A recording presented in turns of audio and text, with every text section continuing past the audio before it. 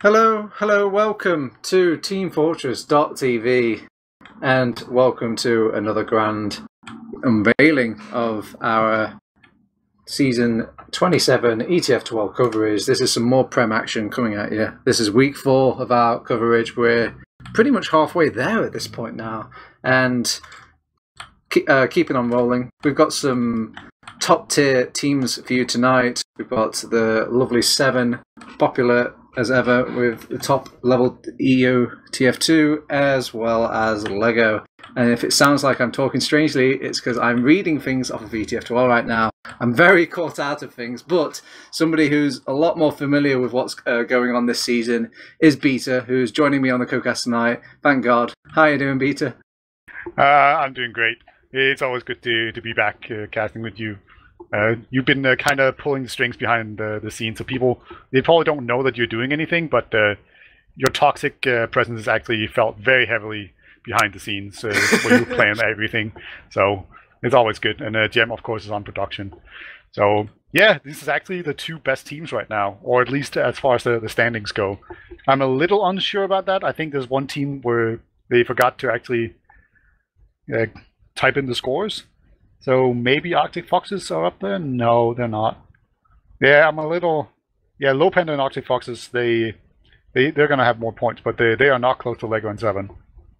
Yeah, I know.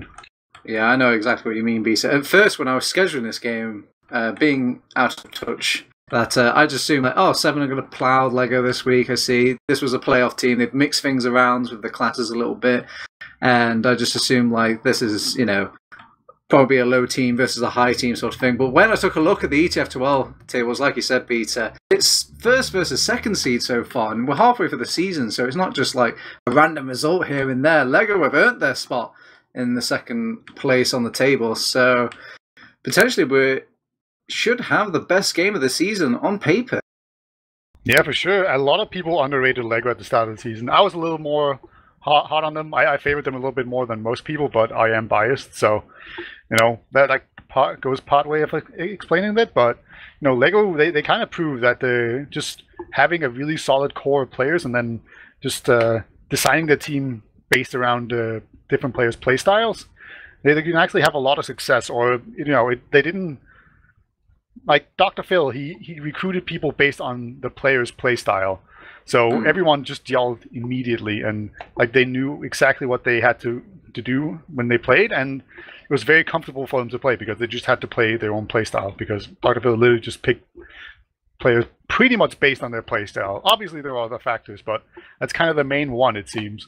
And so far it's really been working out, because it's really only Josh, Demul, and Dr. Phil that are kind of the core of Lego, where Lego was definitely the second best team in Europe at the time. But they have Potato, Yippee, and Domo, all players that have either not played in Prem before, have played on very lower ranked Prem teams, or have just not played in Prem at all. So yeah, it's kind of interesting to see how this ragtag, blah blah. Words out. Sorry, ragtag. Yeah, I get you. But sounds like a very smart answer. All I've seen here, Beta, is like Dr. Phil is going back to the roots of Lego, and it's going for the Denmark Vinder. They're just trying to bring all the Danes in, picking up Potato, picking up, and imagine that's pronounced Yippee, but I'm going to butcher that name because that's just what casters do best. But again, keeping that core of Josh, Demul, Phil, there's enough familiarity for the players to feel comfortable and just kind of maybe play off something and then build it up from there. And it's nice to see Domo finding a new home after his departure with his old squad. The name escapes me now. It had Crayon in it. What's that team called, Beta? Oh, I don't know. I don't remember last season. But... Anyway, it isn't just about this one Lego team tonight. We also have a team that doesn't need any introduction, Beta. Everybody knows them. They're probably the main reason everybody's here watching tonight. It's Se7en. It's Raymond. It's Cadus. It's Captain, Drac, Flash, Stark. I don't need to tell you the classes, Beta. I would count it as an insult if I did. So these are all just a wonderful group of players that have had a little bit of hiccups here and there. They've kind of been swapping out a few classes and players throughout the season, I should say. especially with the departure of Piscari, or I know there's some other little things. Yes, Ali. Yep. Ali went missing also halfway through the season. I know that's probably they've moved on now. They've probably got past the growing pains of putting Cadus back in and getting Start back into his old habits and whatnot. So it'll be very interesting to see maybe a more solidified Se7en and what they can do against this. Their greatest challenge should be so far. Yep, Lego. Oh, sorry, Se7en. They actually had quite a bit of trouble playing against Nunya last week. So, you know, maybe there's some bit of vulnerability there for Lego to exploit, but we're actually going live here. So Lego versus Se7en here, going live on Gullywash will be the first map as we're about to come into this mid. Right, so the first thing I see in mid is Drac taking the first forefront, kind of just seeing what's happening on this initial mid. He's now finally going to commit to a bomb. He's trying to push out Dr. Phil, but Dr. Phil just Supermans it away, all the way up to his own high ground, regroups with his own team. But they have lost Domo during all that chaos beater, so with a Domo man down, they've got the spam power over on Se7en, and they know that over on the side of Lego. They decide for a tactical retreat, and even going to give up second at this rate, it seems, but it's Gullywash. I think you have to give up the second if you lose mid like that. Yeah, it's going to be very difficult. Se7en have a two-man advantage, and Lego, they're all inside of their own lobby, so they're going to have to go outside through a sticky trap, and that means they're going to force early, and they're just not going to do that. It looks like they're going to try to just hold up a lobby first, and actually Josh will go out there and get a nice little sorter pick.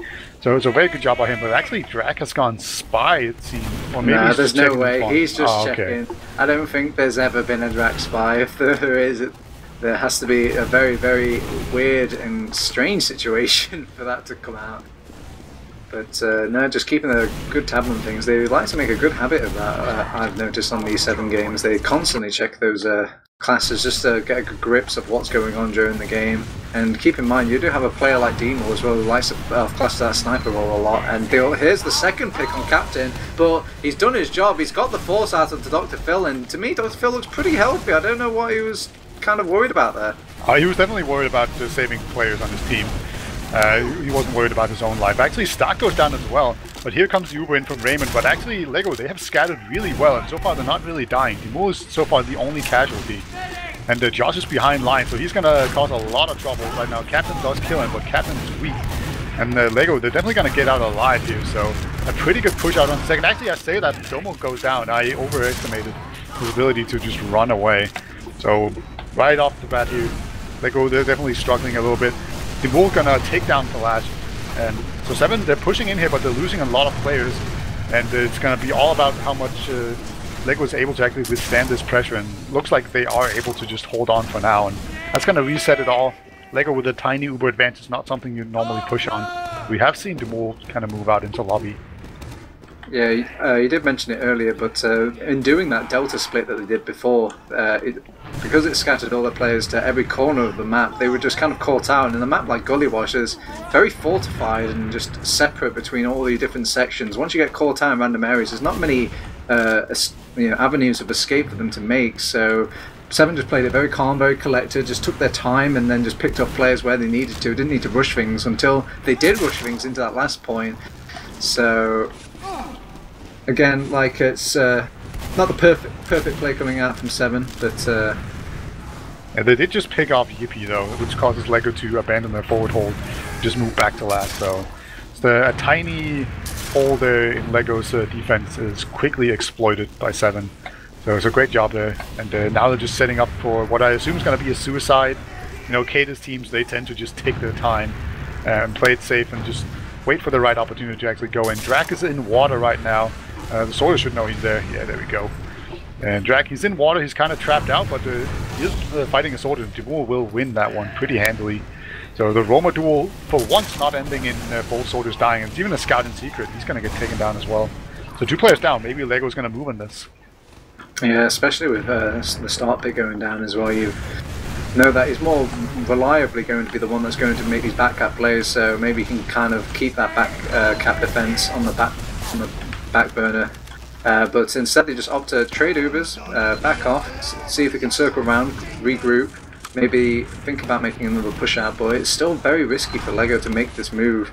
Usually you want to get just like a huge, massive follow-on pick or some sort of, maybe even a drop onto Raymond would be maybe the better choice in this scenario. Because it just seems like taking trades at this moment isn't what you're looking for these push-outs. Yeah, LEGO, they like to exchange Ubers more than almost any other team in the league. They just do that to get the Ubers out of the way, and then they can put on pressure. Josh right now is going to go into lobby. Usually when he does that, he's wearing a banner, but he is not doing that right now. We might see him swap to a banner here pretty soon. That's kind of the standard move, I think, for soldiers on last defense and Gullywash these days. And so far we haven't seen it. And Se7en just once again being very passive, but actually LEGO, they're going to Uber in very aggressively here. And Se7en, they're just going to go into a lobby, to Riverside. Almost, I was going to say that, but no. Looks like Josh's going to stay in there and make sure that Uber gets used in lobby, and then LEGO will move back to last. But LEGO, they're down one player, and that was very aggressive by LEGO. They don't want to sit back on last. They want to actually push. So weird play here from LEGO. The captain jumps in, but he was only the first wave, but it looks like he was dealt with well enough that LEGO will just hold last once again. That was a quite surprising move coming out from LEGO there. Usually teams don't like to go for that dot push when it comes to these traded Uber scenarios, but LEGO went for it, and Se7en just did what any other team would do. They just kind of kited the Uber as long as they could. They did lose a player here and there, but it was just a scout. He's going to be back in a fight in no time, and Raymond did pop off his own Uber, and you see the disadvantages of running these dot pushes on these second push outs on Gullywash. It's just so difficult to find those frags because there's so many knots and corners to actually get on top of the players. It's really difficult work for even Josh. Yeah, Stark runs in there. Pretty sure that was more or less a suicide to see if he could get lucky. But he's probably going to go sniper or spy. You know, we've seen a lot of Stark spy, especially on Gullywash before. But we've also seen a lot of sniper as well. So it looks like that's going to be what he goes with.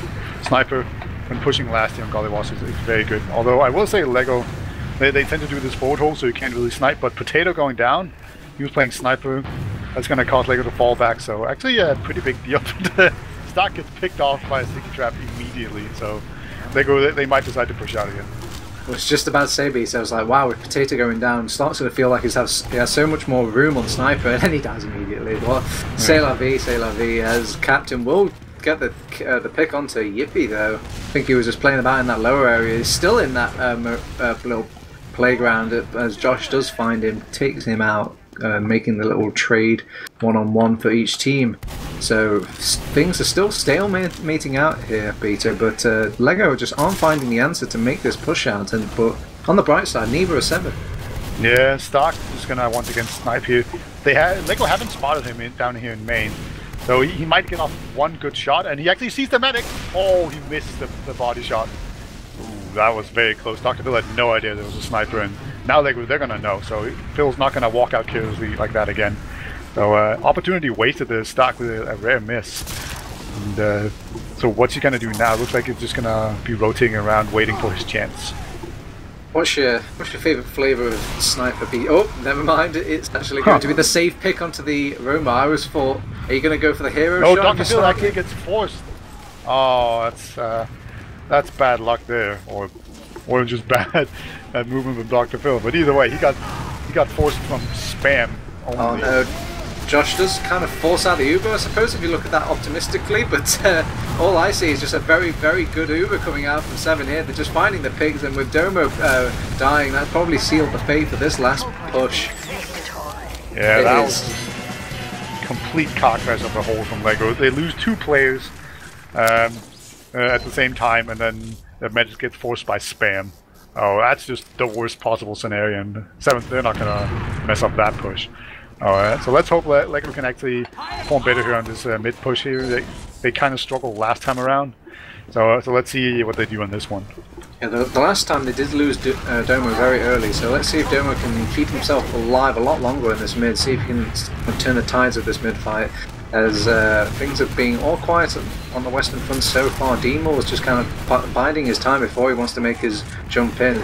And it will actually be Josh who gets picked off on that left-hand side. Drac is trying to make his epic flank around, and he finally makes his push in. He gets the medic kill, so now he can just play the heals over on over on 7 now, but they're down so many players now. There's not many fragging classes for them to deal with, and it's 3 versus 1. Cadus will get slapped down by the 3 of them, and the scouts are hungry, Beta. They want to find that Raymond kill, and he's playing a game of hide and seek. Where is he? Oh my He God, can't find him! It worked! Wow, just standing alone in the corner. It worked out. Incredible play there. Just the mind games coming up from Raymond, and I don't know if it was Potato or Yippee that missed him there, but they even went in, turned around, and walked back out again. So great play there by Raymond, and that's going to cause Se7en to actually be able to hold on to their own second here. What a play. I know there's probably a lot going on in the minds of these gamers here, Beta, but surely if you're Potato, you have to kind of crunch the numbers and figure out, what are the possibilities that that Raymond can take out here? Like, where could he possibly be?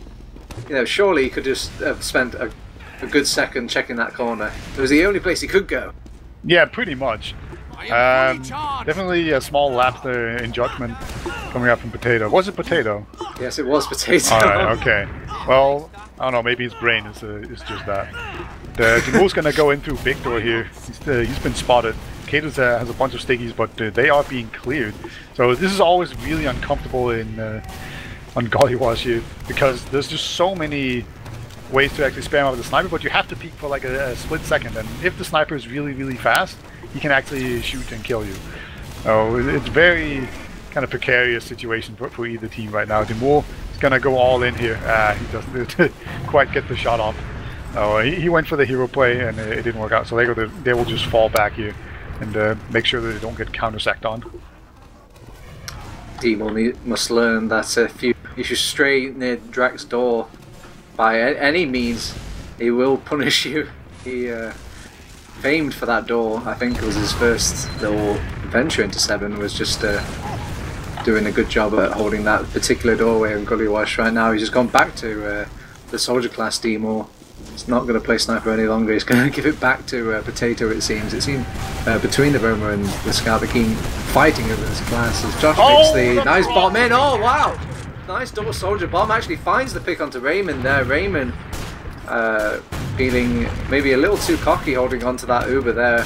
Really trusting his teammates to find both of those soldiers, and now this is going to be all eyes on Lego. Let's see if they can kind of slow push this in, play off their I guess just the threat of the Uber, as well as just what they could put out with that Uber as well. So they will capture that second for 3. They've still got the Uber charge, so they can... Drak is behind lines as well, so he might come in from behind them here and choke. And we'll see, he has gone into Riverside. Right now I don't think he's able to get into, you know, Dogwell's already used. He's being pushed though! Oh no! But Lego, they put a ton of time on the point, and yeah, even despite not having a medic with them, they will actually get the second cap here pretty handily. So it looked kind of bad, but I guess just the fact that they didn't have an extra soldier on last, just Drak being that far behind, just eventually didn't pay off for them, and just was too poor. So yeah, that's gonna make it 1-1, and we have a genuinely good game here on our hands.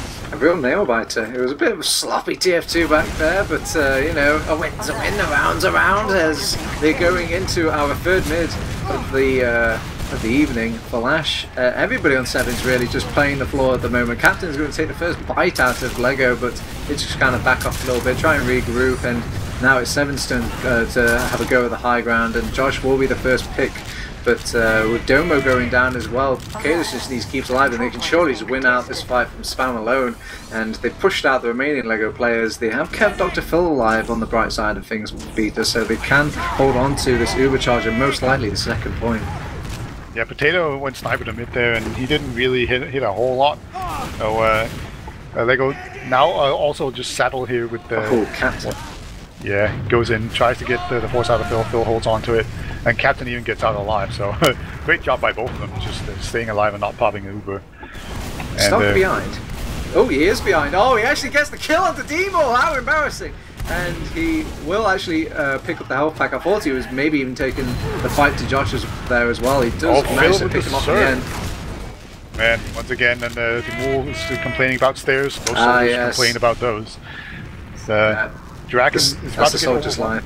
Yeah, I thought Drak was about to get overwhelmed here, but it looks like this is just going to be a full-on fight, and actually Josh gets dropped from the Uber. Yeah. That's unfortunate for LEGO. They will have to just scuttle out alive here and probably just give up second.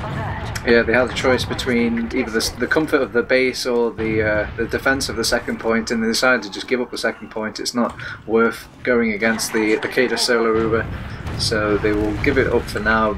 And they haven't done a great job of pushing it out in the first round, so hopefully they've refined their plans or their techniques compared to before. But usually this is kind of the death grip when you're up against Se7en. Usually they take their advantages beta and they just do not let go. Yeah, this is the most difficult part about playing against Se7en. And they will just hold these kind of things forever. Fortunately for LEGO, it's 1-to-1, so technically they can just hold forever and they'll just go back to mid. So it's kind of to the advantage of LEGO to just do nothing for 10 minutes. So, you know, hopefully that will entice Se7en into actually doing something. And we have the stock spy to do just that. And he's lurking on last. He might be thinking about going for the engineer who's just banging on the sentry, but no, he's going to go into a lobby. Oh, and he finds the target. Oh, he gets the double! Man. What a play. 2 for the price of 1. What a bargain. Clean up an aisle 3, as they will have the 100% Uber advantage. They're probably ready to go. Not even going to wait for the start respawn. It's time to go, go, go, move, move, move. It's also a demo man kill as well. You don't get those every day, as they will take out the sentry gun, leggedy split, and they've just got a heavy weapons guy to deal with, but not much focus being paid onto him, and they just haven't got enough firepower for everything, it seems, Beta. Yeah, it's incredible. Captain's the only one who's actually getting work done, and he'll actually take down 2 players. And now Se7en, they're coming back in. Just one play by Captain is just going to be enough, and both scouts just coming in and clean up. That was incredible. That was a failed push until Captain just killed 2 players on his own in secret there, and he was very weak. And that's a huge play by Se7en, and that's going to make it 2-1. And now they can actually do the true death grip that LEGO's so afraid of them actually pulling off. It's okay, it's okay. 13 minutes left on the clock in FPS land, Beta. That is a long, long time. So yeah, surely they can still make something happen out of this game. But all eyes are on this middle. This is our 4th mid so far. We're just seeing what they've got cooked up in the kitchen over on LEGO. It's really up to them to kind of make the aggressive move, I feel, to really take these mids into their own hands. They've got a nice little flank coming around from Deeble. He's laying some damage into them. Some nice follow-up from Potato. It's kind of, even Steven so far could go down to the wire. Josh might lose out against these scouts, and scouts do rule these mids at the last seconds of the mid, Beta, and it holds true today. Beta, it will be a 7 mid. Yeah, it's a very costly mid. They lost basically everyone except for the scouts. Scouts are probably the best ones to actually survive mid, other than the medic.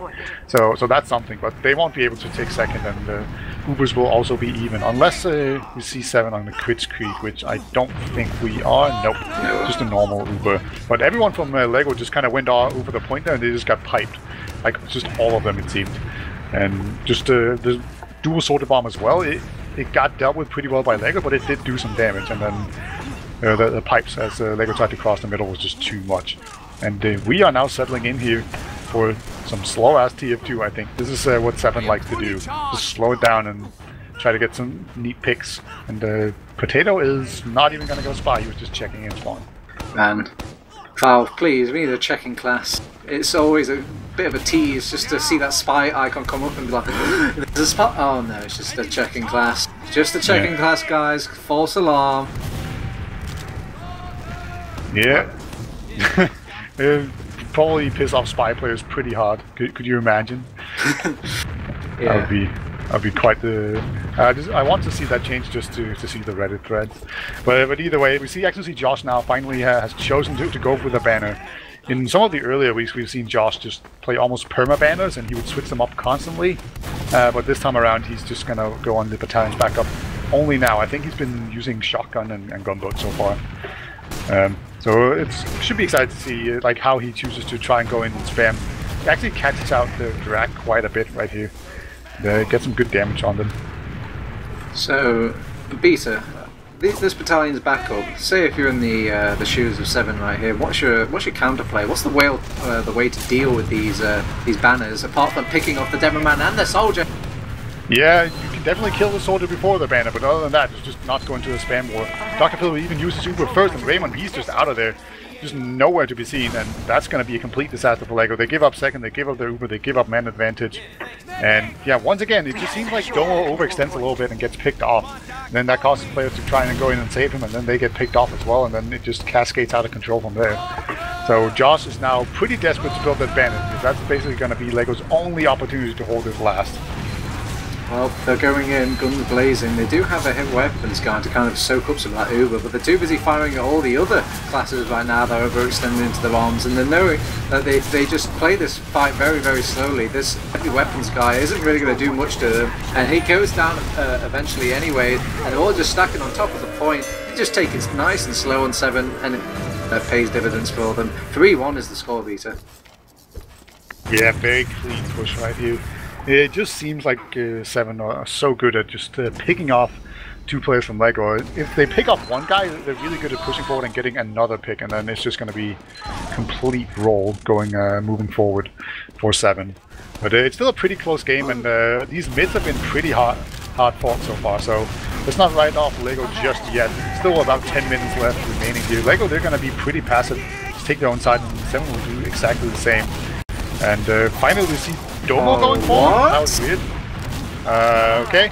And Josh would go down as well. He missed a jump and got bounced down. But did Domo jump in?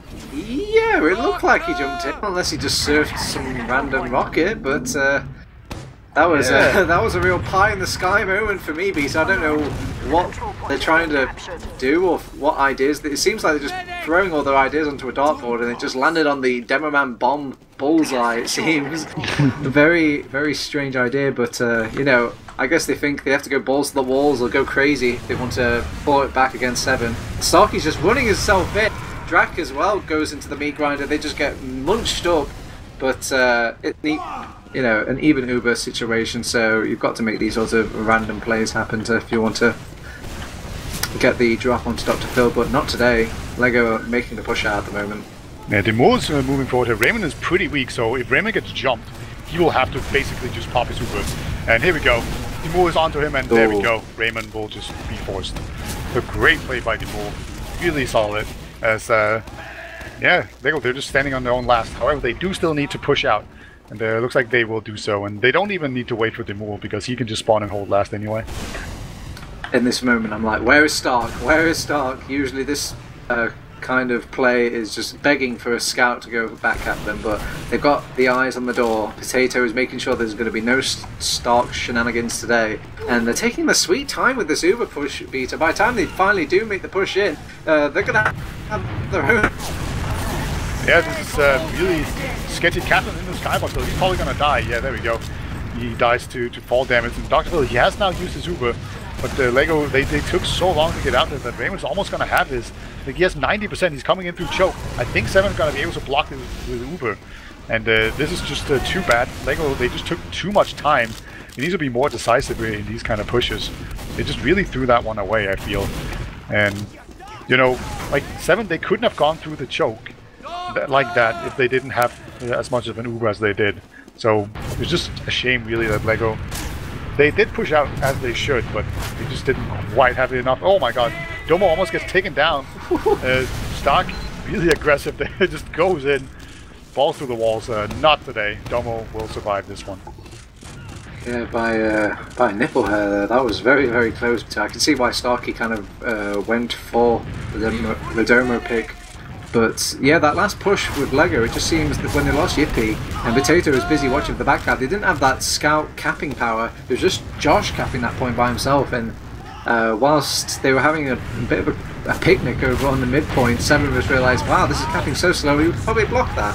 So here's another attempt at another little Uber coming out from LEGO and 7. They're kind of grinding up against each other, playing a kind of a Mexican standoff, and it will be Captain who draws the first gun and even the better high ground, but Domo's going to make it into a 2v1. Stark's going to punish him for ruining the Mexican standoff, as they're just using their numbers now to kind of roll into last. They get the first nice focus fire between these two scouts, and even trying a stylish little kill onto Josh, denying him the block, and the 4-1 comes out for 7. It's looking quite decisive at this point here, Vita. Yeah, pushing out onto 7 into 7's second point is super difficult, and LEGO, Like, they realized they kind of had to do it. Like, they didn't want to, you know, just sit on last and lose to time. So they pushed out. Can't really blame them for that one. But as a result, now they're down 4-1. So, you know, they need some really decisive mids here. And, Domo jumping into them very good is probably not the answer, but he would like to go down very quickly anyway. So never mind that option. And already LEGO, they seem to be losing ground right now. Se7en, they're about to come in with both scouts across the point, and there's going to be so much pressure going on that I don't think LEGO will be able to get out here. No, Kathleen jumps in and just direct Dr. Phil. And that's going to be cleanup. Only Drac dies. He's suicide on the enemy medic. Perfect mid by Se7en, pretty much. Oh, this is looking almost one and done. Yeah, do you feel like maybe they've already lost in their own minds, Peter? I mean, I don't think any team can really look at a score and then look at who they're playing and think like, yeah, we could definitely make the comeback in 4 minutes. You know, mathematically possible, but very likely improbable. Yeah, like Se7en right now, they have a full Uber advantage, and kind of the smart thing to do is to just not push. You know, because if they get down to 3 minutes on the clock, they just win. There's no way LEGO can actually come back with the time allotted to them. But you know, they are actually going to Uber in here, see if they can do anything. But you can kind of tell they're not really willing to extend very much. And that's probably pretty smart. They're playing it conservatively, but they are standing back, trying to put on some pressure. And they have taken down the sentry gun.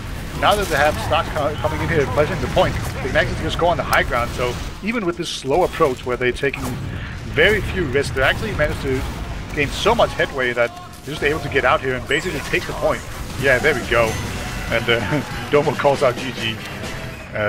There's still another round at least to play here, but that was beautiful by Se7en. Just really intelligently played.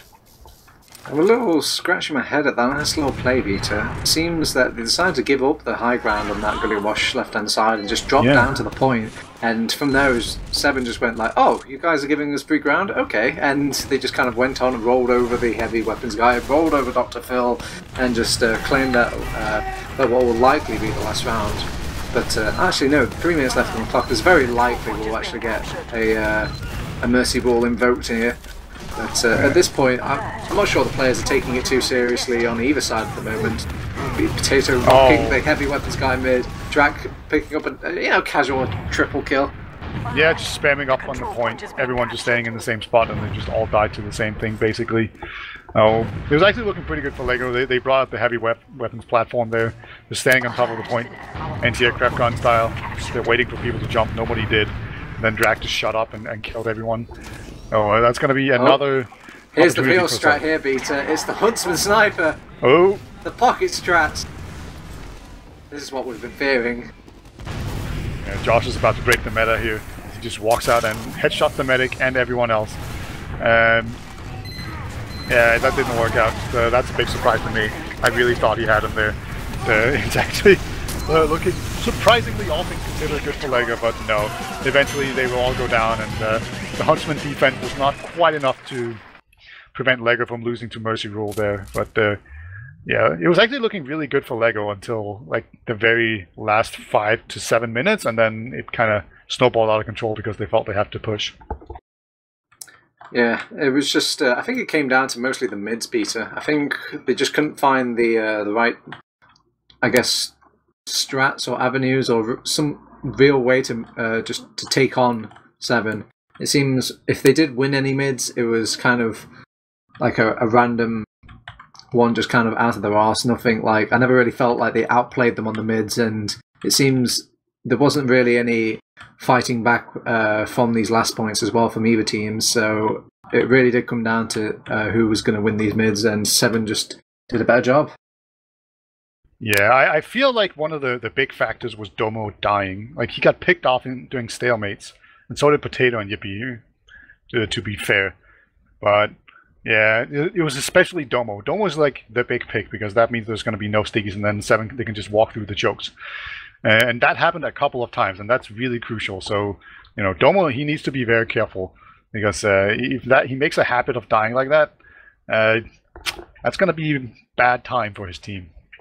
Well, we've got the stats to put the money where our mouth is. Let's see if the stats agree with us. I'm going to look at those Domo deaths because that's the last thing we were kind of touching upon. And it seems 16 to 8, you know, pretty much doubling out his kills to deaths in a way. So not having a great impactful game for Domo. But maybe we should appreciate rather than hate. Beta, let's have a look at who's been having a good game. And on the opposite polar end of demos, Cadus has had a wonderful game of Gullywash. Yeah, it was very non-flashy. I think I barely noticed he was around, but he was just doing constant work, dealing out damage, getting a bunch of kills, and never dying. I think the last pushes were a testament to him as well. Just the amount of retreating and then re-pushes that were going off very cleanly. I think this was all coming down to Cadus's initial spam or how he was feeling out these his damage throughout the game. And usually you can't really do that as effectively as you used to anymore with the introduction of the crossbow and whatnot. But I guess Cadus is making it work. Yeah, for sure. Just very solid play. And I think probably the biggest stats is all find at the bottom of the scoreboard, or at least in these logs, where we see Raymond having 2 deaths to Dr. Phil's 10. So that's a really good indication that things are going swimmingly for him, for Se7en. Basically, the combo of Cadus and Raymond, they were just so difficult to actually kill. They were very good at getting out in time. And one of the deaths from Raymond was actually a drop. Yeah. Too. So I think, although talking about the Dr. Phil and the Raymond matchup, I thought Dr. Phil kind of held his own, surprisingly. I guess every time I just remember Dr. Phil, he's just always strikes me as that demo man at heart sort of player. I thought he would have a bit of a rough season playing Medic again, but no, he's kind of done well for himself. He had some very decent moments in that first map, a couple of nice surfs, nice little getaway moments. Yeah, I think Dr. Phil's biggest issue as Medic is that he tends to play very safe. He always gets out in time, and that's great. But sometimes he kind of pops Uber a little bit too early, or a little bit too passively, or where maybe he needs to take the risk and actually just not pop and potentially drop. So finding that balance can be very difficult, and he definitely leans towards the safer non-pop or non-drop side, where I feel like a lot of medics will just take the chance, and like we saw Dr. Phil popping to the spam. I think a lot of medics would have taken the chance there. Yeah, I think he was even popping to save teammates as well, and usually that's quite unheard of in nowadays TF2. He seems to respect keeping his teammates into these fights, even if it seems like it could be gravely, unfortunate for the team in the grand scheme of things. It kind of reminds me of F2, which would make a lot of sense because they had played together. So it wouldn't be out of the question to think that he admires F2 and how he played Medic, and so adopt the way he kind of did things. Yeah, I think all Danish medics have we default to F2. That's just kind of our baseline. This is how you play. The Book of Medic. Yeah. Oh, I wouldn't be surprised if that's where he gets a lot of his inspiration. I haven't actually asked him if he even tries to play like anyone. I don't think he does. I kind of feel like he just plays the way he feels is correct, and that is his style. Maybe it's just in the Danish blood. Yeah, maybe just want to be defensive, want to keep alive, keep everybody happy. You guys are just so happy and cheery like that. Sure. We're definitely... Hey, you're the happiest place on Earth, statistically. I've read that somewhere. I think Well, I don't know. If we say it enough, I guess we believe it, right? All right, but anyway, let's talk a little bit about Viaduct. Because Viaduct is very different. It's the only cough map in the whole rotation, and it's there's almost nothing in this map that gives you a break.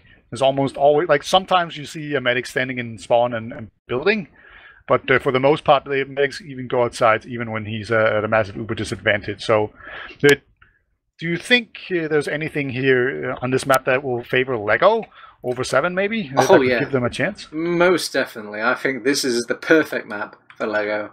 I think that you have a lot of avenues they can abuse here, although maybe not so much as maybe once upon a time that they had before, but you need to keep in mind of such factors like I think they could always pull out the Demol Sniper which can be quite favourable in on Viaduct in the past. I've seen him pull wonders on this map before. The fact that usually the team that's predicted to lose, the fact that you play Viaduct, losers kind of tend to get an advantage automatically, because if you're losing, you kind of get the respawn advantage, which is a bit strange, really. You don't really get an advantage for losing on any other map, except King of the Hill, which does lead more likely to these closer games between, I guess, maybe more spaced out teams. Yeah. And also, you know, the elephant in the room, I know it's probably died a long time ago, Beta, but I'm going to resurrect it. It's Viaduct and it's Akada's team. These teams, every time when they play Viaduct, something seems to go a little pear-shaped, and I don't know. That's true.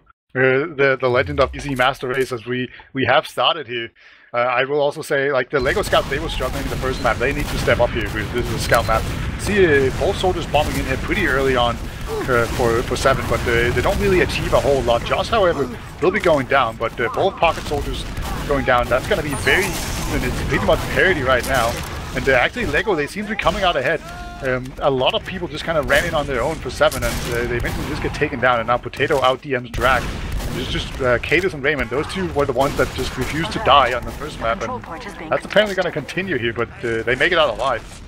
That was very strange. I thought, as soon as I saw Josh bombing as aggressively as he did, got picked off, I thought, like, that's the mid-over. They can, at this point, they can just kind of slowly walk forward. There's no need for them to jump ahead. But they did jump ahead. They just wanted to get the kills. They're so frag hungry. And good job on Lego for actually making these little turnarounds, but they hold on to the Uber though, with Brave to keep it alive, but Dr. Phil also stayed alive on that mid, so they will kind of trade Ubers for now, and they're getting these little trades which will benefit 7 ever so slightly, but just need to focus on staying alive on Lego, and they're not doing a good job of it, Peter. Yeah, you just had to say it, didn't you? I'm gonna blame you for Lego just immediately folding there. Yeah, once again it was Yippee and Domo just dying there, and that's gonna be the crucial turn of events that cause them to fall back. But they do fall back, they don't lose their medic, and 7, they're gonna do their forward hold. You oftentimes see teams go Pyro to block this, but and break out of this, and we are gonna see the Pyro. So immediately 7, they're actually gonna be in quite a lot of trouble here. And Raymond only barely escaped. Drag goes in for the medic, but Dr. Phil goes down to Starkey as well, and this is a disaster. Oh wow, if Dr. Phil did not go down there, Beta, you would have called that a successful little sack almost to just kind of even things out. If they had like a bit of an Uber advantage going into it, they could maybe call that a wondrous push, but with Dr. Phil going down and Raymond going down, it's just gone back to normal really. They will have the respawn advantage though, however, Beta. Again, the Viaduct map playing ever so slightly into their hands, that they will be able to get a 3 mid, basically. Yeah, both soldiers jumping in as well from 7, and one of them going down immediately. Lego, they're actually holding their own, but oh my god, Cadus is jumping in there, doing so much damage. Eventually gets taken down by Domo. And Lego, they'll be able to hold on to the point for now, but due to the faster respawns, which you mentioned before, eventually 7 will definitely be able to get this. And crucially, Raymond is on about 60 to 70%, and Dr. Phil has only just spawned. Oh no, it's not good. They have to make it's a very, very difficult push out for them to make now. Now, all they had to do before was, but they actually aren't holding the doors that closely because they don't have all their players, so they just kind of gather the free ground back on Lego, and maybe they can make a slow push out of things, but they need to keep in the back of their minds that Raven can pop this Uber aggressively whenever he pleases, and here comes the aggressive Uber coming onto Cadus. He will get the pick onto Domo. That's a nice kill so far, and they will actually send Drac in. Still gonna die? Oh my god. Shoots out Drac, and Dr. Phil, he kind of overextended there. He went in too far. But if you don't die, it's not actually an overextension, right? He just baited out all of them. And now Lego with a decisive advantage. They have man advantage, they have heal advantage, and they have Uber advantage. They don't have the Uber, however, critically. And oh my god. Alright, well, there goes all those advantages, Vita, in the blink of an eye. And Domo is the only one that could really keep this this level ground going, but they're all sharing the same space, Peter. That's making me a little worried, but that Uber will kind of quench my fears a little bit. They do lose Josh, however, and they haven't quite capped the point, but they do get those people that were caught behind doing that little bit of a delta split against that Uber. So they will kind of keep it close, but you can see they've got Uber in their back pocket over on 7, and they're ready to fight back just as soon as they get captured and start back. Yeah, Drak actually was kind of caught behind line, so he's gonna just go down immediately here. So that's pretty big actually for Lego. It's gonna be one less player that will be bombing in on them. And Se7en, they're gonna come in here, they're gonna probably go right away. Captain's actually pretty weak, but he bounces Dr. Phil around a lot. And the Captain, he just got like double. What? Is that just Josh defending his medic with a double air shot? Either way, incredible. And then Captain gets blown into the skybox as well by T4. So Lego, they're just somehow holding this. It's actually kind of incredible. Lego, there are a lot of players down. Player advantage. What? You should probably hold back a little bit more timidly, though. This is a very scary situation for Lego. Maybe holding way too close. Noma's going to go down. Will Dr. Phil survive? Oh, he does manage to survive, but he throws everybody at them. He's like, please die for me, my little minions, and they will. Dr. Phil holds on to his Uber, but they lose the point. They lose all the players. Was it worth it, Peter? We'll see. Lego, they need to push pretty fast here if they need to want to capitalize. Once again, they lose a player on entry to a sticky trap. So Cadence, he's just doing so much work with these sticky traps. And Raymond, he needs to get out alive if Se7en are going to retain this advantage, and he does. So Lego, they get this point, and they haven't lost their medic yet. And just time to say. Yep. Oh wow, they don't even need this stinking Uber Beta. They're just picking off everybody that's found themselves in uncomfortable situations on Lego. And oh no, it's just 10 seconds left on the clock, and they haven't got an Uber. They haven't even got a medic to heal them to make this comeback, and they have to just go into the meat grinder, hope for the best, and hope is just not enough. Beta. It looks like it's going to be a mid 4-7 and a round 4-7. Yeah, unless Dr. Phil somehow surged from spawn and kills 5 players with his Super Saw. That's going to be it, and that will be it. Some really strong holds coming out here from Se7en. Just Caders in particular, just managing the to kill traps. Yeah, just really doing a number on Lego. They need to watch out for those for sure. That's probably the biggest thing I would take away from this round. But we see Demul running sniper to mid here. Oh, Starkey reads it like a book. He's got his own sniper. It's whoever gets the first pick on who. Oh, actually, Star will get the first pick on the Josh. So both of these snipers are probably going to be gunning through each other round about now. But Drak is in the wings. He's looking for this sniper himself, but he only finds Yippee so far. And they're just kind of taking the aggression towards Cadus and co. But Cadus is actually going very aggressive into like 2 scouts on his own. Starkey's still doing a surprising amount of work on sniper. Yeah, so is Demul. But yeah, Demul is still hitting like so many headshots. He hit Drak was behind line. He has like 1 HP due to headshots. Stark once again gets headshot by Demul. It's actually kind of crazy how much work Demul did on that mid. Yeah, both of the snipers seem to be having a wonderful time on mid. Nobody's really pressuring them at all, just taking pod shots at each other, whilst everybody else just keeps dying for the cause. Starkey will get a pick onto Potato. The trade will happen for Dr. Phil, and they want to chase down the flash kill, but they don't dare. They'd rather go for the safe pick onto Captain, who decides to go behind. And keep in mind, they still got these snipers in play, Peter, so any moment now we probably should see some sniper intervention being played into it. There you go, the Cadus pick gets taken down, but Se7en just take out the entire squad of Lego just by manhandling them. Yeah, I think Lego, they just kind of knew that it was going wrong at that point, and Dr. Phil just grabbed the cap in the form of a scout and just got out of there. So Se7en gets the point switches hands, but the Ubers are completely even, so I think we're just going to see a dry push coming out here from Lego. They are pushing into a sniper, so that's going to make things kind of uncomfortable, at least for the medic, but they do have a sniper of their own, and Josh's going to jump in very aggressively into the skybox here. We'll catch out the sniper. There we go. Nice. Well done by Josh. He's taken out that pressure, creates a lot of room for his own team, but these scouts, this soldier, and Drak as well, decides to join the party. There's just so much counter. Captain, he even lives to tell the tale, gets the bonus scout kill as well. It just seems like while, Stark and Demul kind of seem to cancel each other out, doing a good job for both of their teams, it's just the difference maker is Captain. And these soldiers. It's kind of it's really difficult map to play for as soldiers. And, just the fact that Captain's actually able to make a difference and just chase down kills and just always be at the right spot at the right time, that just gives you so and Cadus once again with another trap. Oh my god. That was an expensive push out into that forward hold. They just try their best just to, I guess, bang their head against the front door, see if they can just like weasel their way in. and it just got so messy, so chaotic that they just couldn't manage it. They will get another go at it, but because it went so badly in that forward hold, they probably will have all their players remaining, and they will force out the Uber from Raymond, however, which is a good aspect, and they will kind of get out quite successfully. Demol, though, won't be able to get out. Captain even gets a nice little, I think, air shots, I guess you could call it, if it was... It was just a nice in the air and he hit it with a rocket. That's an air shot. Yeah, it was kind of like a jump, though, not really. Oh, okay. Actually, Captain's going to go in very aggressively here. Tries to take down the medics. He also does a ton of damage to Domo. And here comes the Sorter to follow up. And there we go. Gets a lot of damage done, but not quite going to get any of the really key pig targets here. And Lego, they just have to not die to the Kato Sticky Trap now, or get sniped. Easier said than done. That was very optimistic coming out from Cadus there. Looks at 5 players and thinks that, yeah, I can still hold the line against that. Yeah, it's not 2008 anymore, Cadus. You can't do that as Demo Man anymore. Yeah, that's kind of the hipsy mentality right there. Always forward, no matter what. That's a name I haven't heard in a long time. Yeah, that is a himsy movement through and through.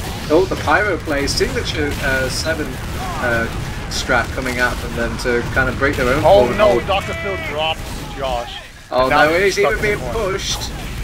Can't even get out. He's going to probably get locked down by Cadus. Oh, thank God he's got enough Uber to actually deal with it. He has to avoid the air pipes though. There we go, very good coming out from Dr. Phil.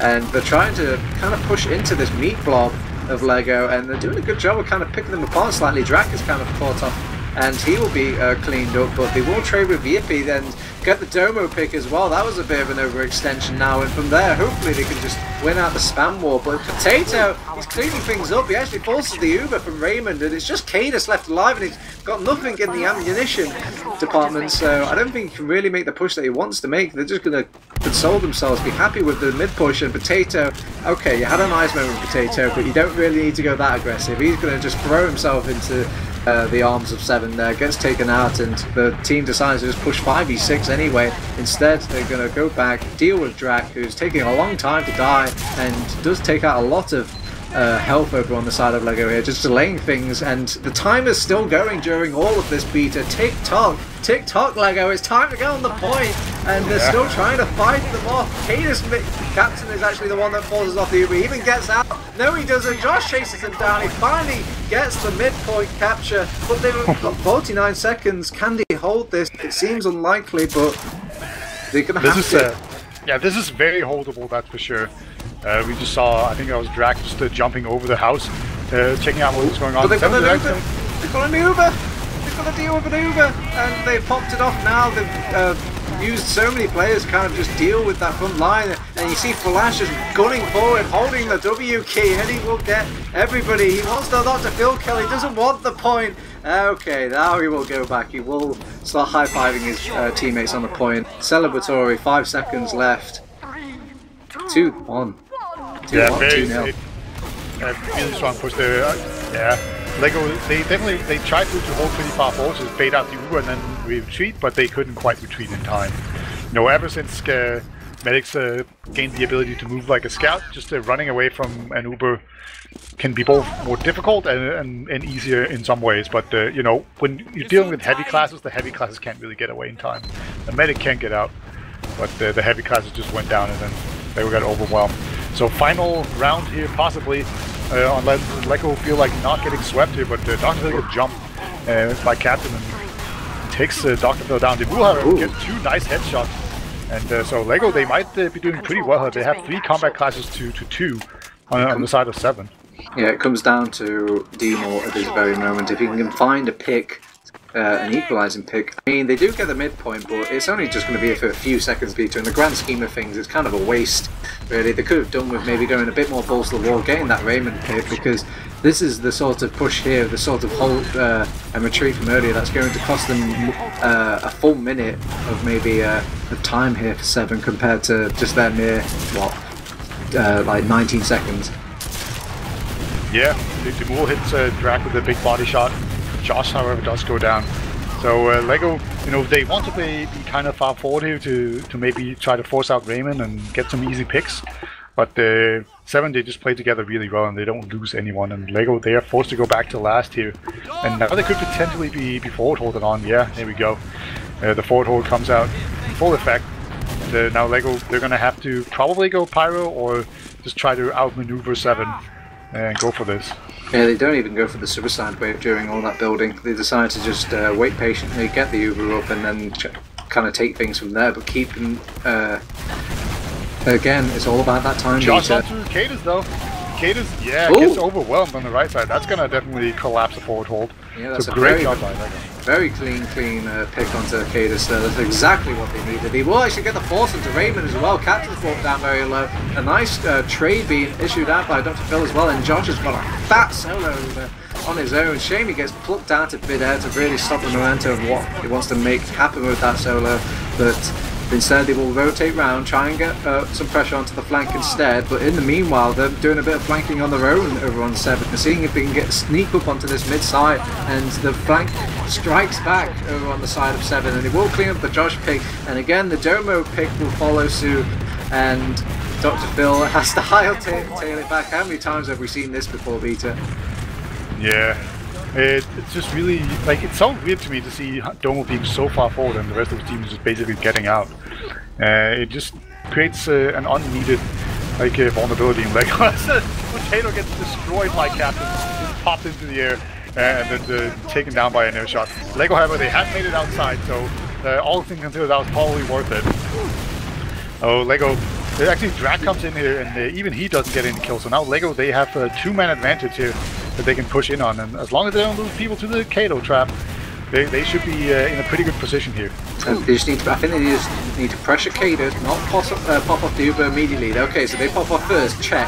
Now they popped off their own Uber, check. Now they just need to kind of play things a little bit tiny more aggressively, hold on to that point to see if they can find the initial pickoffs on these focus fires. They're not checking off that box now. This is going kind of a little bit tatters. The focus fire is a little bit better from 7. They decide to hold the line and just a smidgen past that point, and it seems to be working very well for them.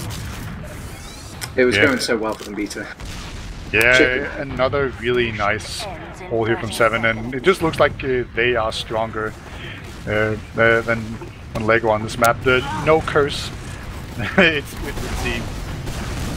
Josh is fighting up against Cadus again though, but Cadus is like, fool me once, shame on you, or fool me twice, not today. As they will sit back, just lick their wounds, build another Uber during all that, and with 5 seconds left, there's no way, Visa, there's just no way. Yeah, Raymond's gonna just Uber on the point here. Lego, they of course went out. They actually got some cap time on it. So Lego, it's actually a pretty good fight right now for them, and they are getting the time on point, and they are actually gonna get this. You underestimated them. They actually got it. Of course, they still have to hold it for about 2.5 minutes, but they did get that one. So credit to them. Credit is due. And wow. they even managed to clean up a whole bunch of 7 players, and maybe even get Raymond. No, the last saves him. Yeah, I'm just as surprised as you are, Beta. Maybe I should start taking off my shoe. I need to prepare it for a nice hearty meal, because it just seems like I have to eat my own footwear to actually believe it. It just seems... I just can't believe it, yeah. That's so strange. Like, it's really one of those I'll eat my shoe moments. Yeah, but Lego, they exchanged one player for one, and right now 7, they're actually moving across the point here, but Lego, they get the Uber first, and they should probably be going for Raymond, but no. It was a single scout, that was the last, just dancing around. It's gonna distract enough for Raymond to get out. And now it's gonna be another Uber advantage, but you know, that was another push won by Lego. Although they didn't get the melee on that one. Lego, please don't actually do this, I don't want to eat my shoe. Well, we'll see. Actually, they're gonna make it out on the right side here with the Pyro leading the way, just air blasting everything back, and then Stark will go back and switch to Scout. So 7, they're taking their time. Right now, it looks like it's gonna be... Domo bomb? What? What? Oh, that's fucking destroyed, Domo! Jesus Christ, that's why I should never go for that shit, Jesus. Oh my god. Oh my god, my face is melted. Oh, Captain, that was disgusting. Well, that's one way to lose the game. Well, I don't get it. Like, what was... It seems like there's a bug in the system where they're like... your demo man will just randomly jump into the enemy. Yeah. I don't know, he's just the best surfer in all of human history, and he just He found his destination, all right. Jesus Christ. Yeah. Captain. Whew. What an ending to a game. That was beautiful. I just watched it on stream again. Oh man, I could watch that all day. Just absolutely mulched. Ooh. All right. Hi YouTube, how are you doing this evening? Be sure to leave a like and subscribe. Check it out on YouTube at teamfortress.tv or something. I don't know. Is that the YouTube? I guess it is. Yeah, that's probably it. Yeah, right. I should know it if anyone, but I don't. Okay, let me just pick up the pieces off the floor of my. Oof. Okay, so let's look at these logs. Let's get back to reality, Peter. Let's look at the mathematical breakdown. Let's see if we can just get as hyped for the numbers and the letters as we can for the explosions and the air shots. What are you seeing, Peter? What's jumping out at you? Oh my God, obviously, Kato. No, I'm looking at important stats here. Air shots, number one, is Joss with 4 whole air shots. And then Captain only has a puny 2. Yeah, Captain. It doesn't matter if that air shot counted as 10 air shots. It's about the consistent air shots, you know. Yeah, Captain had the beautiful air shots, I will say. He got both Potato and then he got the big one on Domo. But yeah, once again, Kate is just flexing his Demo Man muscles. You know, I thought he was going to be all sorts of rusty. You know, most players when they're taking a break, even if Katos has kind of been in on the scene, you know. Yeah. I'm kind of surprised at how non-rusty he seems. And this is just payback for me bringing up that curse earlier, Beta. It's just the logs.tf equivalent of a bitch slap to the caster. Don't you ever bring up that curse ever again. I'm sorry, Cadus, I'm sorry. Okay, but in the meantime, it seems, again, Domo is struggling on this on these games. It's the massive margin between these two teams is between Domo and Cadus, and I feel bad almost because I'm just bullying the poor boy at this point. I am not a firm believer in e-bullying, Beta. It is not a nice thing. So positives, Beta. What can we pull back from this? And no, Domo did a lot of damage. He just didn't get a bunch of kill. And I will say that both Potato and Yippee, they got quite a lot more kills this time around than they did previously. So, like, I suspect that Domo did a ton of damage, and then both Potato and Yippee were able to follow up. So let's just say that that's how it worked out, right? Yeah, I guess you're right. But it's not the most spectacular damage in the world. It's nothing to really excuse his other stats. But I think if I had to kind of share out the hate just a little bit, I think Josh was maybe going a bit aggressive on this map, and you can kind of see it in the stats. Wasn't really contributing too much to the team. And I suppose it is kind of the treatment of the soldier. You want to kind of throw yourself in there, stop Stark from finding these kind of sniper sprees, but there wasn't always a sniper on that map, Beta. It can't always be the case, I feel, if you want to pull it off against Se7en. Yeah, I'm actually kind of surprised by Captain doing as well as he did. Normally we see one scout just completely dominate on this map, or at least one scout. And I mean, if you look at kills, I mean, Stark and Potato are both pretty high up there, but it's still Cadus at number 1. And then Josh, and actually everyone's super even until it kind of drops off down to Domo. But yeah, like Stark had a really good game, no doubt about that. How about this, Peter? Earlier we diagnosed that the last map was the scouts for LEGO need to step up their game. Did they step up their game? Yes, they did. Unfortunately, it seems like Josh dropped off a little bit, and also he got dropped a little bit by Dr. Phil a couple of times, which I'm sure he's very annoyed about. It seems to be something that has happened several times on these two maps. So that's definitely one very specific thing that the LEGO will probably have to work on. Is just not dropping players in the Uber, especially like a core combo player like that, and also just working on their overextensions during stalemates. Because Domo, even when he's not jumping in like an idiot, still tended to just be a little bit too far forward compared to the rest of his team. Yeah. And trying to think of what the little, I guess, differences between the two teams. I think between the forward holds as well, the forward holds were definitely much stronger coming out from Se7en here. You maybe saw 1 or 2 forward holds coming out from LEGO, but it never really worked out at all. If anything, it kind of played into Se7en's hand and went a little bit smoothly. I thought if they just sat back on their point a little bit, held it from an arm's length, it seems like they just want to hold it a bit more aggressively than I'm more confident for them to do on this Viaduct map.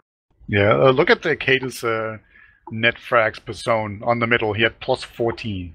Oh man, he's an anti-air gun.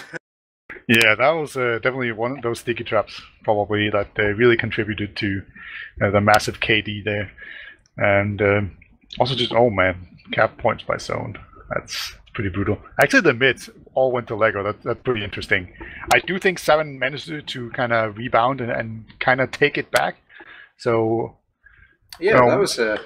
you're right, they did win out the initial mids, but they were always bad mids to take.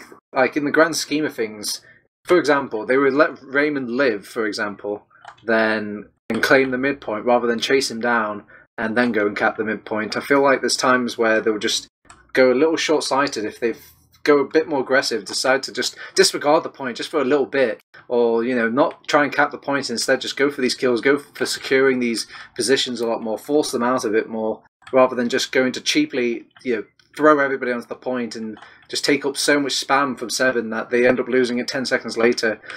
Then they might have done a little bit better in this game. Yeah.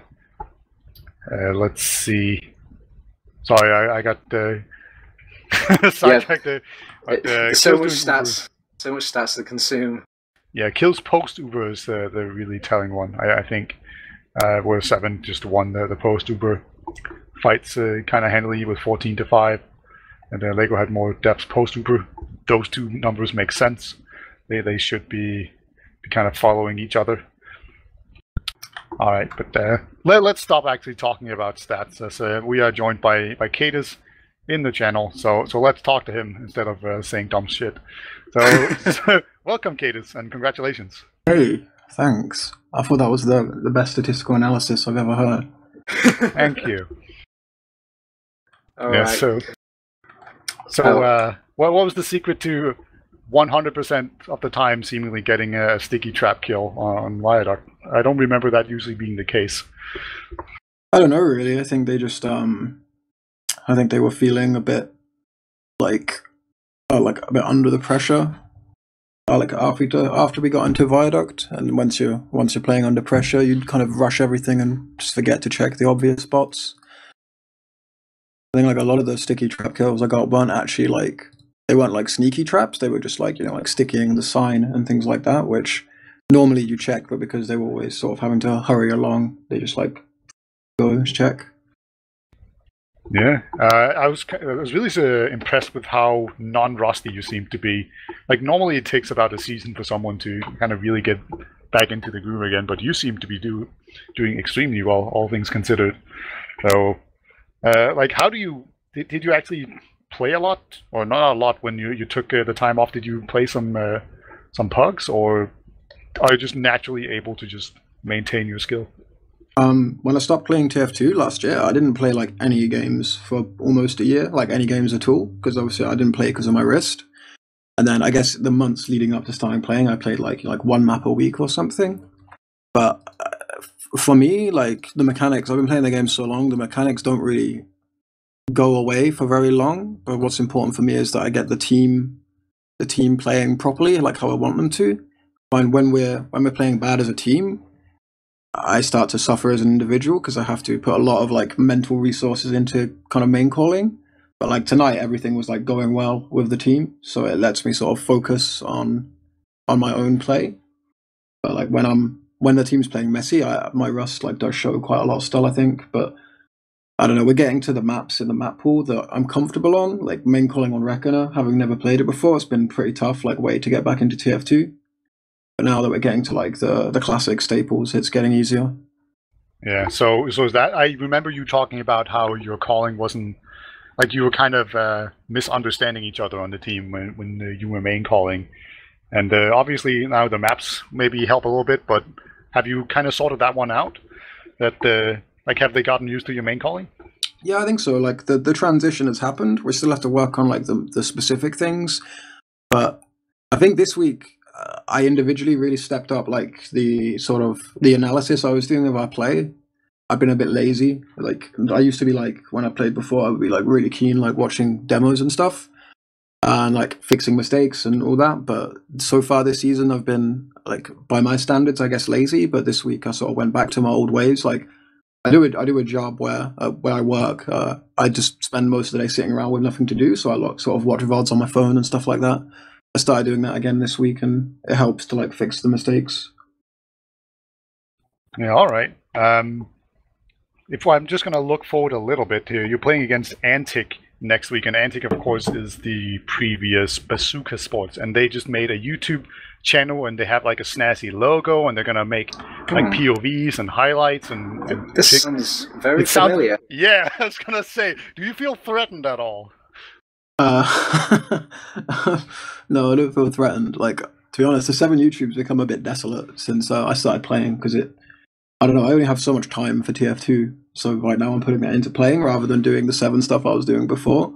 But yeah, it's good that they're doing that. But I mean, I hope they carry on, because I mean, from experience, I can say it's very easy to start these things, but it's like difficult to continue putting time into them after the initial sort of like period.